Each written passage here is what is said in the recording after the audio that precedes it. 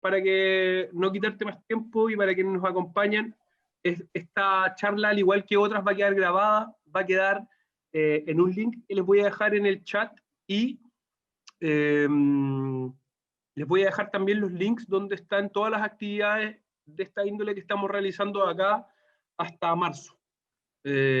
Así que por favor, si es que quieren inscribirse a uno o a todo, háganlo. Nosotros encantados de poder tenerlos con nosotros. ¿Sí? Eso. Por favor, estimado mío. Vale, muchas gracias, Sergio. No, a ti. Primero que todo, muchas gracias por la invitación. Efectivamente, están los ánimos un poco amargos por el partido, pero vamos a tratar de dar vuelta a la página y meternos en este tema que es tan interesante y contarle un poco también cómo es que yo llego a esta charla de invitado, porque efectivamente la encargada del diplomado en técnicas proyectivas del año 2021 y que entiendo que desde el principio del diplomado ha sido la Ruth Weinstein. Y ella me invitó efectivamente a participar el próximo año de una instancia de una clase de duelo, si no me equivoco, y otra más de ética. Ahora, cuando la Ruth me preguntaba cómo, Seba, ¿podemos hablar de este tema? ¿Lo puedes desarrollar? Yo le dije que feliz porque encuentro que es un tema fundamental en la práctica clínica y sobre todo en el hacer un psicodiagnóstico y en emitir un juicio pensando en las personas que se pueden beneficiar de esta instancia. Entonces, un poco como comentaba Sergio también, adelante, cuando tengan preguntas, dudas, algo que no quede claro, mi idea también es poder irlo conversando, no solo que sea una charla expositiva. Así que dicho eso, voy a empezar a contarles qué fue un poco lo que desarrollé en base a esta temática que a mí me apasiona.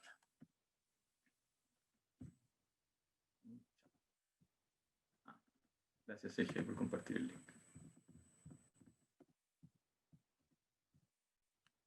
¿Qué necesita, estimado mío? No, nada, que llegó tu link, entonces gracias por compartirlo. Sí, sí, Me ahí les gustaría... dejé, disculpa, de ahí les dejé el link donde pueden revivir esta o las otras charlas y en ese mismo link pueden encontrar otro link pasado, lleno de links en verdad, donde pueden inscribirse a lo otro que tengamos. Así que si es que hay alguno de estos temas como este que les interese u otros que hayamos dictado, que vayamos a dictar, porfa, no duden en poder como visitarlo, porque si es que no tienen tiempo ahora y tienen tiempo después, pueden revivirlo, así que no hay problema. Eso. No te molesto más, estimado mío. No, adelante. Cuando queráis conversar y meter la cuchara, yo feliz. Para partir un poco, encontré esta cita, porque estuve viendo hoy día unos libros de Hannah Arendt y unos videos, y después vamos a empezar a enlazar por qué elegí esta cita. Para darle un poco de contexto, esta cita es del libro de Eichmann en Jerusalén, en torno a la banalidad del mal. Que a Hannah Arendt le invitaron en el juicio de Eichmann, que fue un general del gobierno nazi, del Partido Nacional Socialista, enjuiciado por crímenes contra la humanidad, y a ella le tocó reportear este crimen, o sea, este juicio, donde aprovecha de hacer un libro y nos cuenta un poco su punto de vista. Entonces, en esta cita, Hannah Arendt nos cuenta algo muy interesante que vamos a ir desarrollando, y que dice así: el problema con Eichmann fue precisamente que muchos fueron como él, y que la mayoría no eran ni pervertidos ni sádicos, sino que eran y siguen siendo terrible y terroríficamente normales. Desde el punto de vista de nuestras instituciones legales y de nuestras normas morales, a la hora de emitir un juicio, esta normalidad es mucho más aterradora que todas las atrocidades juntas. Es bien controversial este libro, se le ha criticado muchísimo a Hannah Arendt, ella pertenece a la comunidad judía y dentro de la misma comunidad también se la criticó, pero creo que una segunda lectura de este libro y de esta temática tiene que ver con que la tesis que tiene que ver de Hannah Arendt es que gente que había cometido crímenes contra la humanidad de tal calibre no parecieran ser a priori más malos que una persona común. Y eso, ella por eso desarrolla el término de la banalidad del mal, es lo que la terminó como proyectando en este libro y escribiendo y describiendo como una preocupación muy humana. Entonces ustedes dirán, bueno, pero ¿qué tiene que ver Hannah Arendt con la ética? Bueno, precisamente la palabra ética viene del griego ethos, que se traduce no de forma literal, sino que tiene dos acepciones. La primera es la de carácter y la de costumbre. Perfecto, Sergio. De carácter y de costumbre. ¿Qué significa esto? Que entonces la ética no solo tiene que ver con la reflexión personal de las personas, sino que también con nuestro comportamiento, con nuestra forma de ser en el mundo. Entonces, un poco enlazándolo con lo que decíamos antes, si todos tenemos un comportamiento, si todos tenemos una forma de ser, ¿qué nos lleva? ¿Qué nos lleva a tomar ciertas acciones? ¿Qué nos lleva a llevar a ciertas actitudes o incluso ciertas prácticas que pueden pasar a llevar a otros seres humanos? Como era el caso de Hannah Arendt, como contaba en el libro. Entonces, ¿cómo hablar de ética sin mencionar a Aristóteles? Particularmente en su libro que habla de Éticas a Nicómaco, Aristóteles nos cuenta que cómo la ética habla un poco de las finalidades del ser humano en el mundo. ¿En qué sentido? Tiene que ver con cómo él le quiere transmitir a su hijo, Nicómaco, como las virtudes de la humanidad, como el buen vivir. Entonces la pregunta por la vida, la humanidad y la forma de vivir están relacionadas entonces desde el punto de vista de la ética. De hecho, si nos vamos a la semántica de la palabra virtud, como mencionaba Aristóteles que era la ética, la virtud tiene que ver con la fuerza, el vigor, el valor, principalmente con la energía vital, incluso. Entonces, al estar vivos, existe en nosotros parte de esa libertad asociada a una ética. Entonces, después les voy a ir contando cómo relacionamos esto con el psicodiagnóstico, pero lo que queremos ir hilando con toda esta presentación es lo difícil que siempre ha sido predecir el comportamiento de las personas. Entonces, también entender las motivaciones, el origen y todas las sensaciones asociadas a eso. Entonces, dentro de las tesis de Aristóteles, habla de cómo, entonces, en este buen vivir, o en esta forma de vivir, tenemos que aspirar a la libertad. Ahora, la libertad no solo como un concepto abstracto, sino como el libre albedrío y ciertos deberes que aparecen frente a la libertad. Entonces, en ese buen vivir de la libertad van surgiendo ciertas respuestas o ciertas opciones o cierto rango de movimiento. Por supuesto, esta libertad siempre está en un contexto, está en un tiempo, está en una cultura, pero Aristóteles habla de cómo a partir de nuestro pensamiento y de estas virtudes que podemos ir desarrollando, podemos ir generando un sentido a lo que vamos construyendo. Por otro lado, en esta misma línea de la libertad, es que aparece otro autor muy interesante, que es Emmanuel Levinas. Levinas también fue partícipe en la Segunda Guerra Mundial. De hecho, él estuvo preso en un campo de concentración, y él desarrolla toda una teoría que habla de la responsabilidad infinita. Entonces, ¿de dónde viene esto que nos dice Levinas? Bueno, Levinas propone que lo fundamental de la experiencia humana o del ser humano tiene que ver con la estructura de la subjetividad. Es decir, a partir de nuestra subjetividad tenemos esta libertad y a partir de eso tenemos una responsabilidad infinita con un otro. Levinas, de hecho, planteaba de que somos seres solos en el mundo, ¿no? Aislados, y la única forma de trascender es a través del contacto con los otros. Y en ese otro, en esa alteridad, es cuando entonces empezamos a encontrar esta responsabilidad. Entonces acá otra cita de un libro de Levinas, que habla un poco de la responsabilidad como la estructura esencial, primera, fundamental de la subjetividad humana. Y en sus palabras también dice: entiendo la responsabilidad para con el otro, así pues, como responsabilidad para con lo que no es asunto mío, o que incluso no me concierne, o que precisamente me concierne, es abordado por mí como rostro.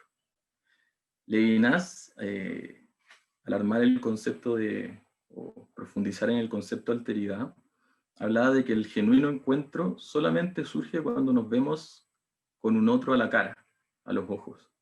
Y en ese contacto de miradas, en ese encuentro, es que uno está preso en el rostro del otro. Y estando preso, pero no en el mal sentido, sino como en esta dinámica relacional, es que aparece esta responsabilidad infinita de mí para con el otro. Aquí una foto de Emmanuel Levinas, que si no me equivoco es lituano.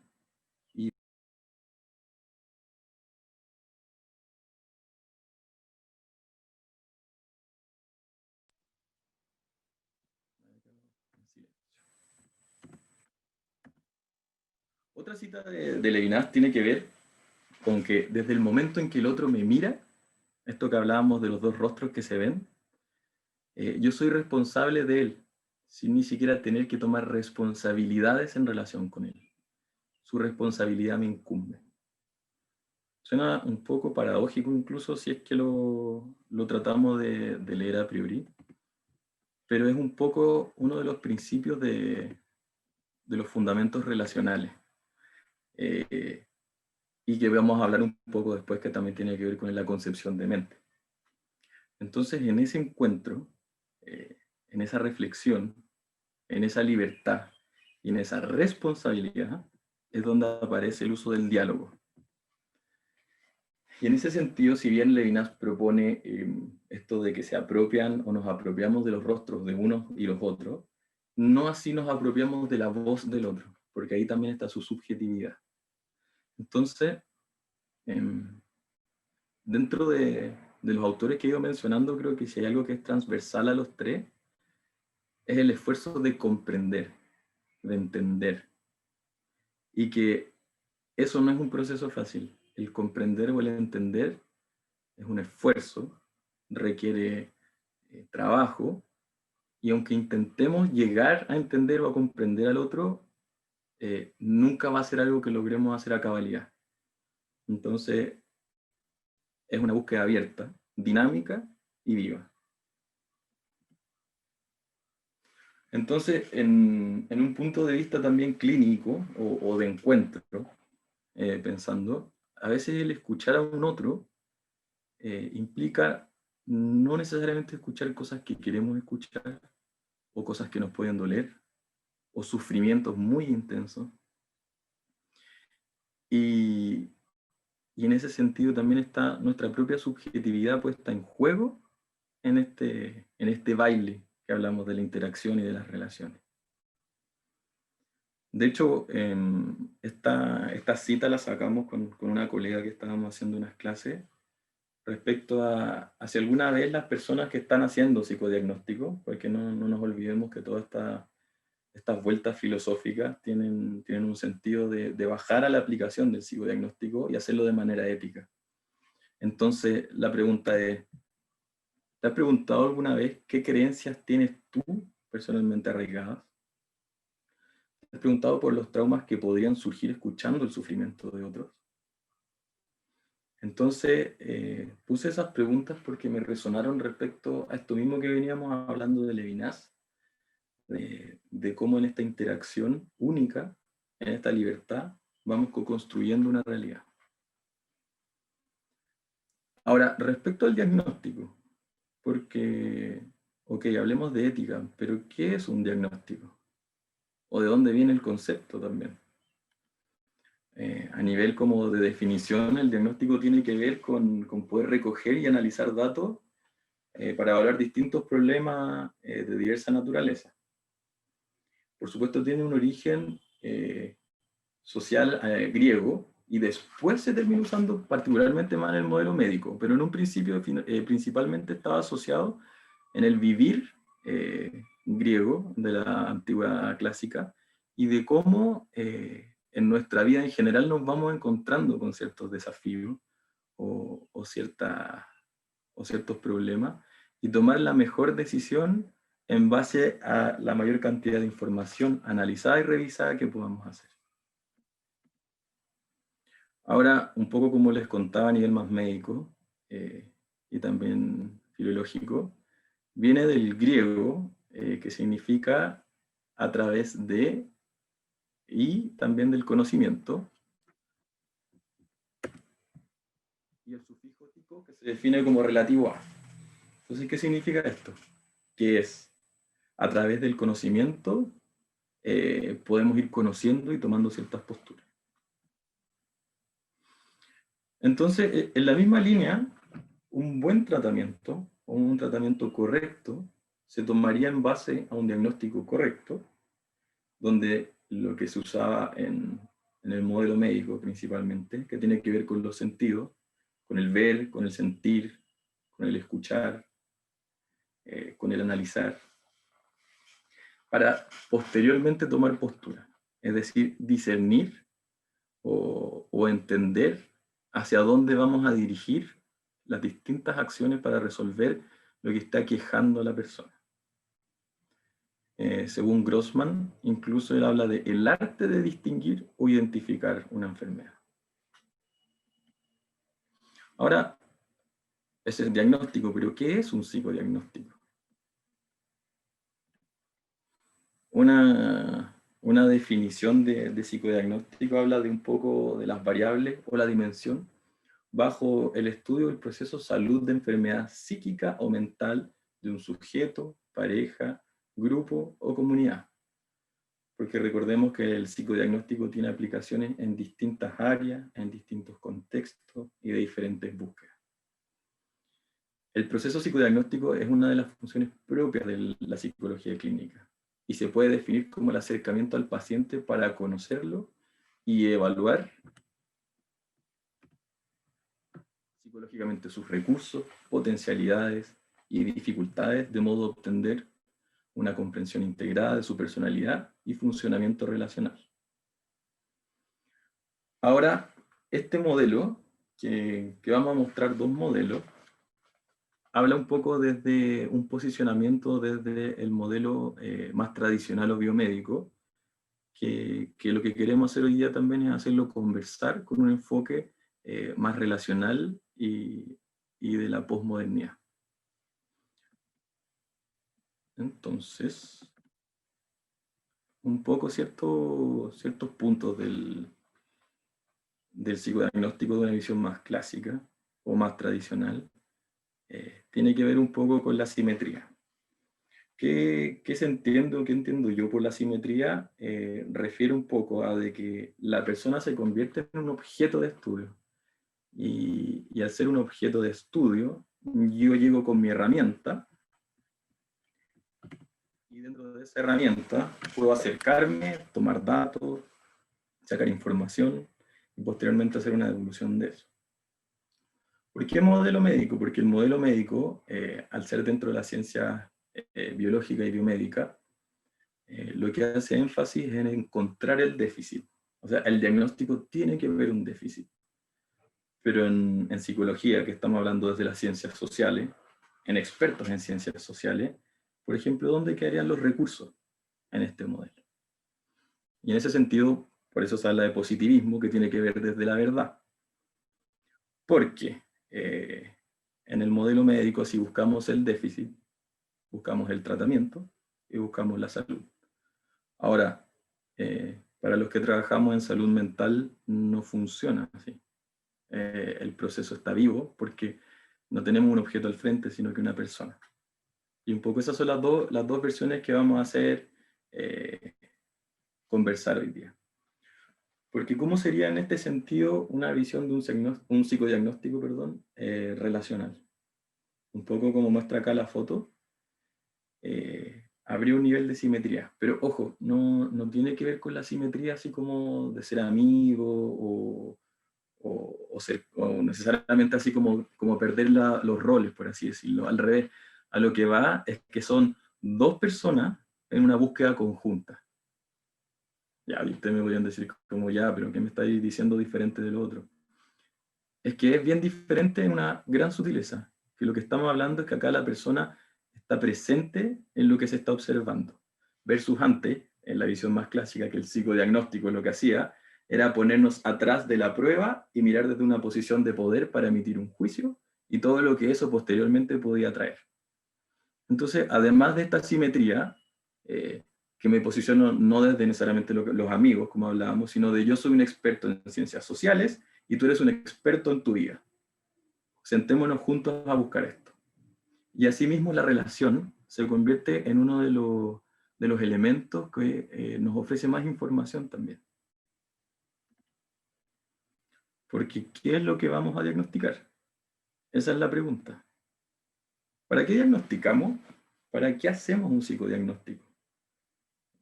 No me voy a alargar, pero efectivamente tenemos hartas instancias, hartas cosas diferentes para poder llegar. Pero más allá del fin de nuestro psicodiagnóstico, cuando estamos diagnosticando, por ejemplo, a una persona, no es un ser aislado. Si nos vamos, por ejemplo, a las empresas cuando hablan de los criterios de selección, es muy difícil predecir el comportamiento de una persona en un tiempo longitudinal. Podemos encontrar estilo, fortalezas, recursos, dificultades. No obstante, es muy difícil decir a ciencia cierta qué es lo que va a pasar. Ahora, en este contexto, nuevamente, ¿qué queremos hacer? No queremos mirar a la persona reducida, al revés. Mientras más la complejizamos con su contexto, con su historia, con sus narrativas, con sus sueños, con sus miedos, vamos avanzando y avanzando y enriqueciendo esta forma de hacer psicodiagnóstico. Y también creo que es un ejercicio de humildad en el sentido de entender que no sabemos todo del paciente. No sabemos qué es lo que hace en el día a día.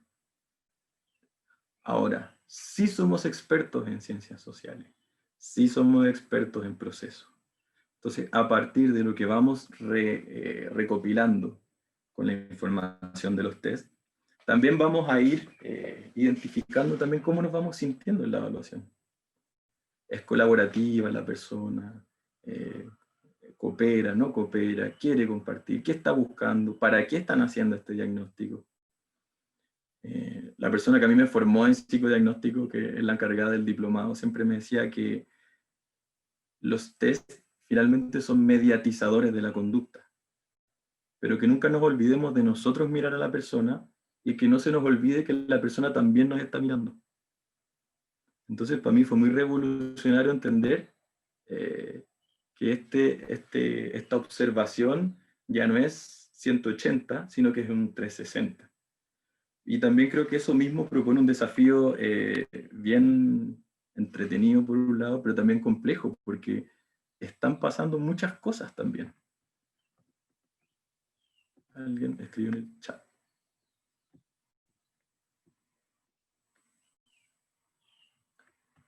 La lista dice, ¿es posible que la mayoría de los psicólogos que ejercen en el área clínica suelen utilizar una dinámica más médica para protegerse de posibles problemas legales, puesto que cuando se entra en una dinámica relacional termina generándose un vínculo? Referencia propia de la subjetividad profesional dentro de una terapia de tipo relacional en donde el terapeuta se ve implicado en forma más íntima. Muy buena pregunta. Lo que dice la evidencia, tu nombre, disculpa, es Dalisda. Es que finalmente lo que más sana dentro de la psicoterapia, Carly,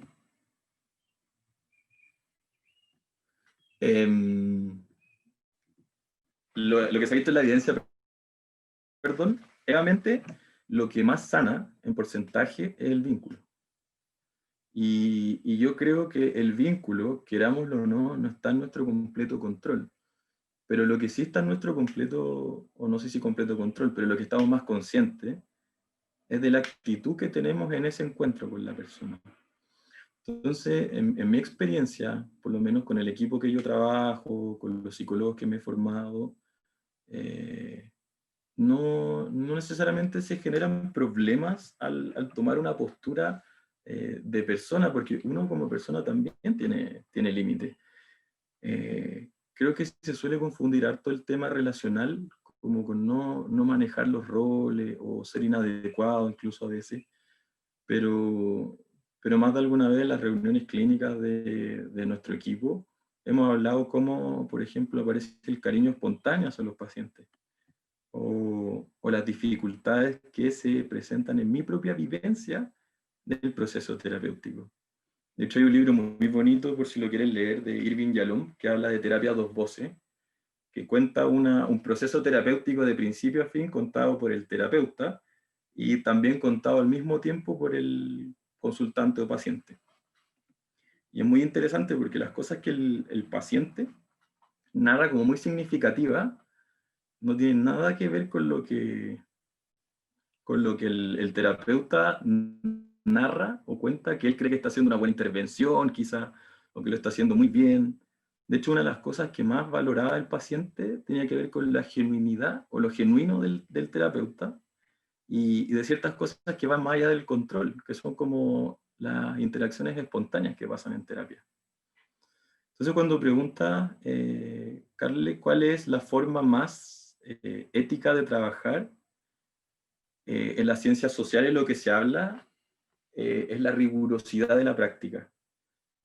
Efectivamente, si tenemos un modelo de trabajo, si somos rigurosos en nuestro modelo, si nos supervisamos, a mi entender es una forma ética de trabajar. Y no olvidarnos también que el psicodiagnóstico como tal, si bien acá estamos tratando de integrar el área más relacional, funciona en un lenguaje más descriptivo. O sea, estamos poniendo ciertas etiquetas que nos van a ayudar o nos van a orientar en el tratamiento.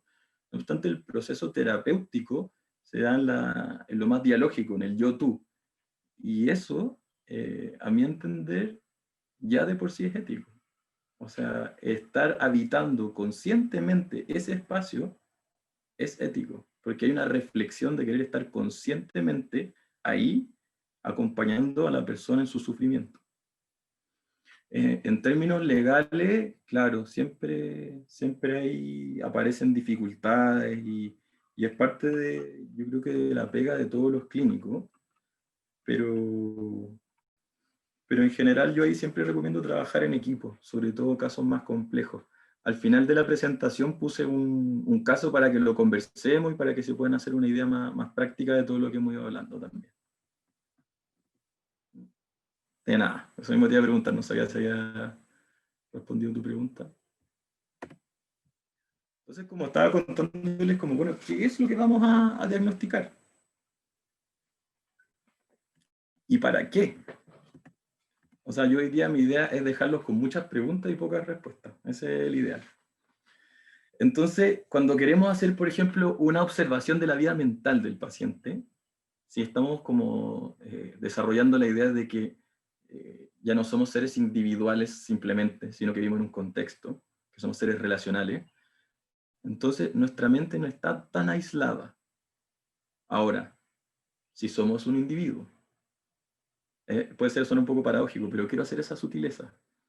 Pero nuestra subjetividad entonces no es tan individual como creemos. O sea, vivimos en un contexto, hablamos un idioma, por ejemplo, tenemos una historia, tenemos una familia, tenemos una comunidad, tenemos tantas cosas que nos marcan, pero a la vez tanta libertad en otras como en otras cosas más subjetivas o personales del mundo interno.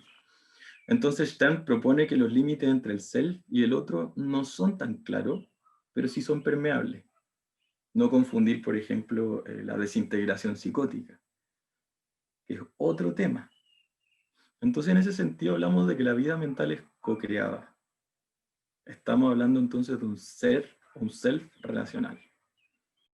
Y en ese sentido, ¿qué es ser un terapeuta en relación? ¿O en qué se diferencia? Ya que estábamos hablando de fútbol antes, yo siempre me hago la metáfora de que yo pienso que ser un buen terapeuta es ser un buen habilitador de pases. ¿En qué sentido? El gol siempre lo tiene que meter el paciente, pero uno hacer buenos pases. Entonces, el entrenamiento o la expertise en ciencias sociales sería hacer buenos pases. Entonces, ¿por qué me acordé de eso? Porque creo que el ser terapeuta en relación tiene que ver con meterse a la cancha. Ya no vamos a estar dando instrucciones desde un altillo diciendo que la salud es esto y que para poder llegar a la salud tú tienes que acceder a mi tratamiento, sino que esa búsqueda es personal, subjetiva, pero a la vez acompañado o acompañada.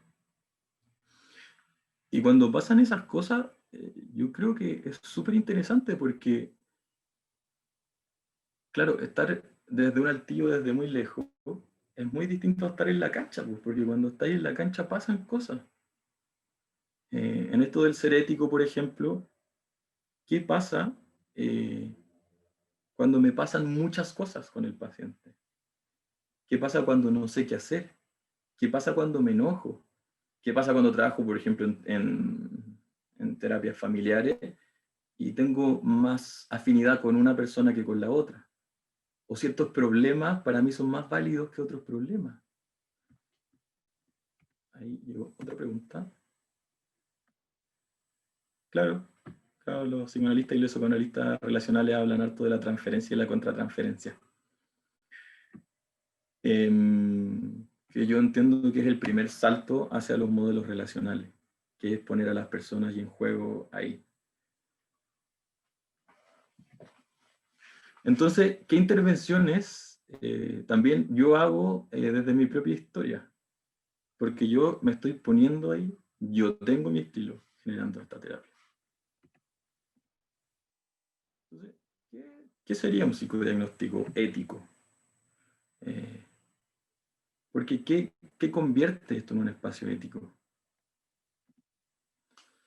Dentro de las cosas que hemos ido desarrollando y viendo, tanto en el diplomado como en los grupos de estudio e investigación. Otra pregunta, un segundito. Claro, un poco como dice Rocío, esto de basado en el respeto. Es que es muy interesante lo que tú pones, porque yo efectivamente creo que, como hablaba antes, hay una cuota por un lado de humildad, de respeto, porque mal que mal estamos hablando de la vida de otra persona. O sea, lo voy a repetir para que tomemos magnitud, de la vida de otra persona. O por ejemplo, cuando trabajamos con infanto juvenil, no solo la vida de otra persona, la vida de tu hijo, o de tu hija, o de tu ser querido. Entonces, yo creo que es un acto de profunda responsabilidad, pero también, como dice Rocío, de profundo respeto, porque es un cariño muy importante. No sé, pues tu hijo, o lo que hablamos antes, tu vida. Entonces, ¿qué pasa si yo llego y digo como, oye, no, sabes que en verdad está mal esto, mal esto, mal esto otro? Y es como, ya, pero ¿para qué estoy diciendo eso? ¿O en qué contexto lo estoy diciendo? ¿Y dónde están los recursos? Ok, también podemos ver qué es lo que está fallando, tomar postura. Si mal que mal, creo que lo que nos llama a los psicólogos o trabajar en salud en general tiene que ver con poder generar un alivio al sufrimiento del otro. Pero desde el modelo de la complejidad, ese alivio no es blanco-negro, sino que se da en un contexto que ha generado ciertos movimientos que desencadenan en el fenómeno, no desde la causalidad y el efecto. Entonces, un poco de qué sería un psicodiagnóstico ético. Por un lado, es seguro. El consultante es parte del proceso. Entendido de esto que hablábamos antes de que esta información o todo lo que vamos levantando es co-construido, la persona debe ser escuchada, vista e informada.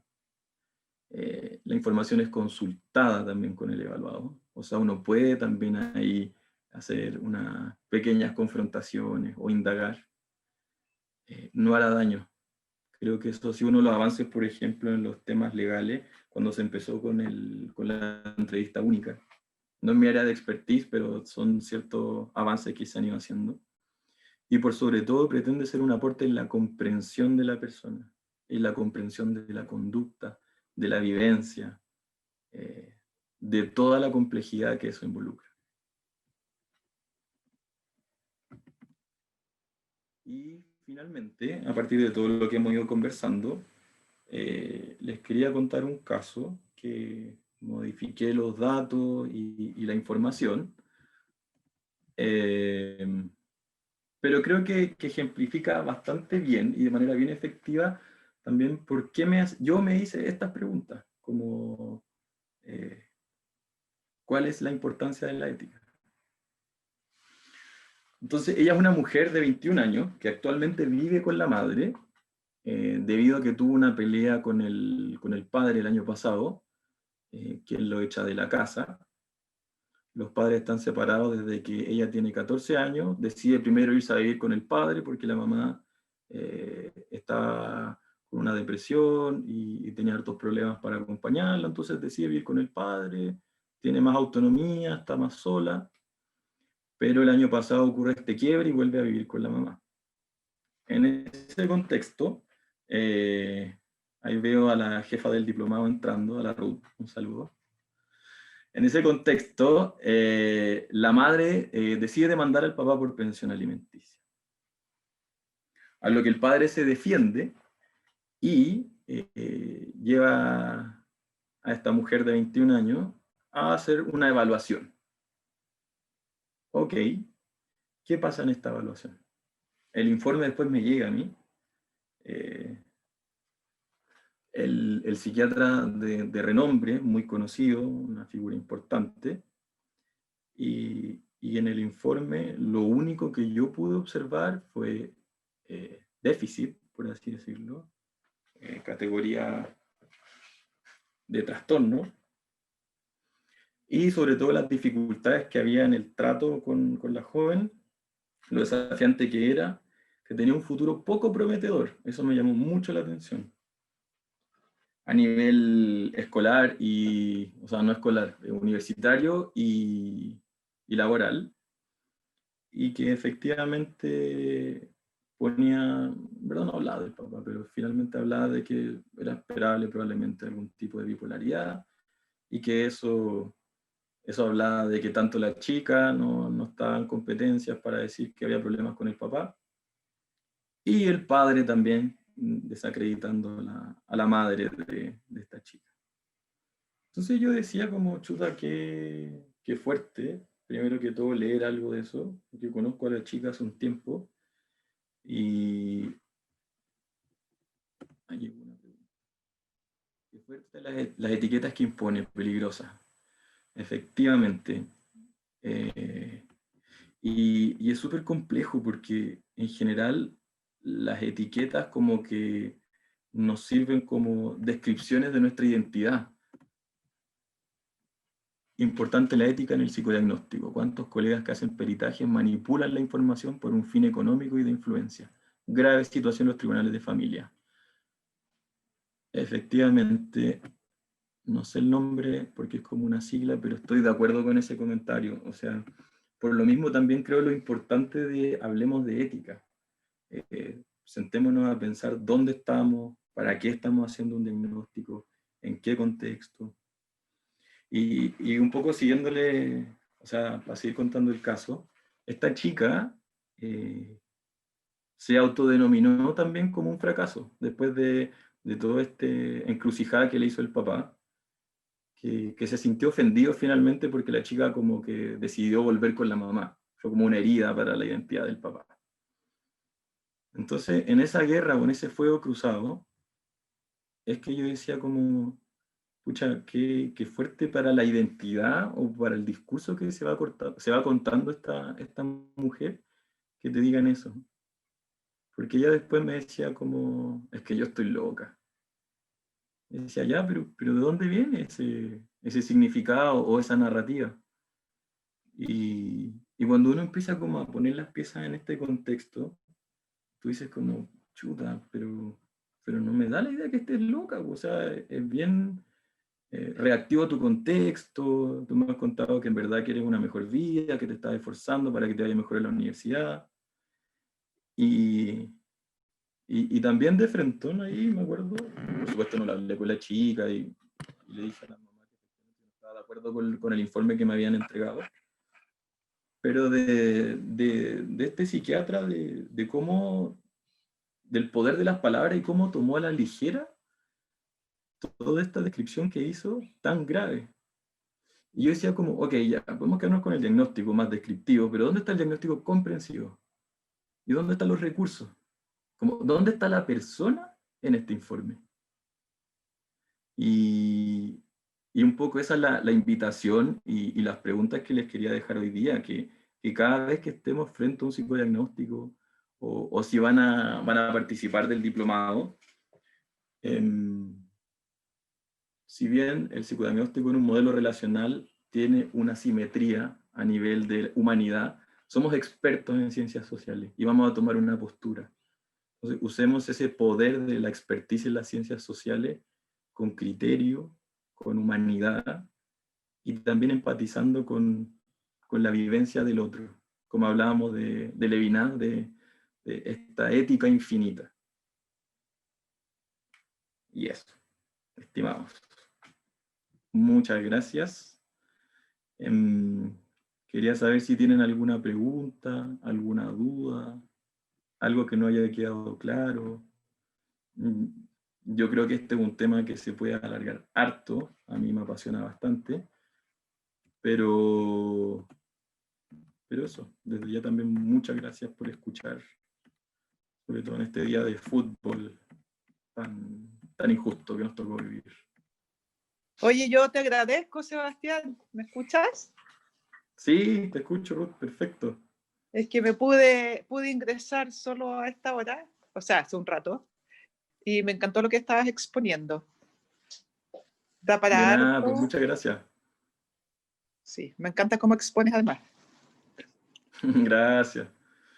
Sí, es que creo que en la clínica pasa harto, pues bueno, tú también, pues haciendo psicodiagnóstico un poco. Sergio contaba que el diplomado ya tiene 16 años, el próximo año, así que imagínate 17 tiene. todas las generaciones de diagnosticadores que han pasado y la responsabilidad que se involucra también. Un poco Sí. como contaban del cuidado a las personas, sus situaciones de tribunales de familia también. Entonces hay ahí hartas directrices.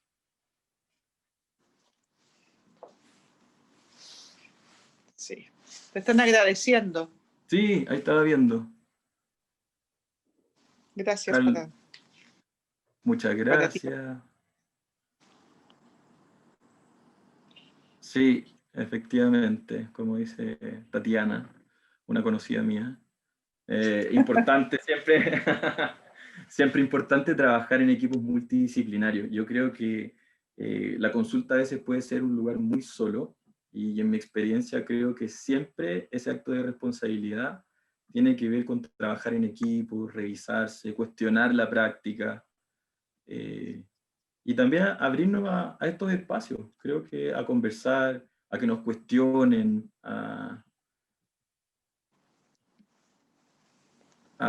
es que está viendo los comentarios. Puedo hacer una cosa a la vez, disculpen. A que conversemos un poco de las implicancias de nuestra práctica clínica. Carla dice, me quedo con la conciencia de esta gran responsabilidad de la influencia en la vida e identidad de los otros. Lo voy a leer todo.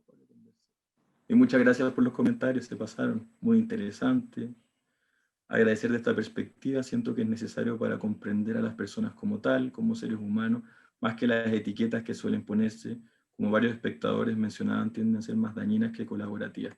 Efectivamente, a mí me han llegado pacientes que hablan de ellos mismos, así como, hola, sí, yo soy borderline. Y yo, pero, ¿cómo te llamas? ¿Quién eres? ¿Qué te gusta hacer? No, es que a mí ya me diagnosticaron cuando tenía como 12 años. Y yo, ya, pero profundicemos. ¿Qué significa eso? ¿En qué contexto? ¿Y para qué también? ¿No? ¿Para qué ponemos estas etiquetas? Porque si recordamos el principio, el sentido de estas etiquetas es para ayudar, es para tomar partido a partir de la mayor cantidad de información posible y generar un proyecto de tratamiento o un proyecto de salud. Efectivamente, una herramienta y no un fin. O sea, qué importante eso de que tengamos la humildad para poder compartir ese espacio con el mayor respeto posible. Así que Sergio dijo que se fue, Ruth. No sé si dejamos Ciérralo abierto para... Sí, dejamos abierto para preguntas o terminamos. como quieras, si quieres seguir contestando preguntas o cerrar. Pregúntale al público. Me Queda parece. libre. Y dejar los invitados también pues, para la versión del diplomado del próximo año, que va a estar bien buena. Creo que es bien atingente a los contextos de complejidad que estamos viviendo este año 2019-2020. Y eso, pues, estimados, voy a cerrar entonces. Ha sido un gusto. Muchas gracias. Y ahí Gracias a estamos todos los conversando presentes. cualquier cosa. Vi que Sí, de teníamos todas harta maneras. asistencia. Así que gracias a todos. Muchas Y gracias. sobre todo a ti, Seba. De nada, pues yo feliz acá de venir a conversar siempre. Ya. Listo, que estén bien. Chau, chau. Chao. Gracias. Chao. Chau, chau.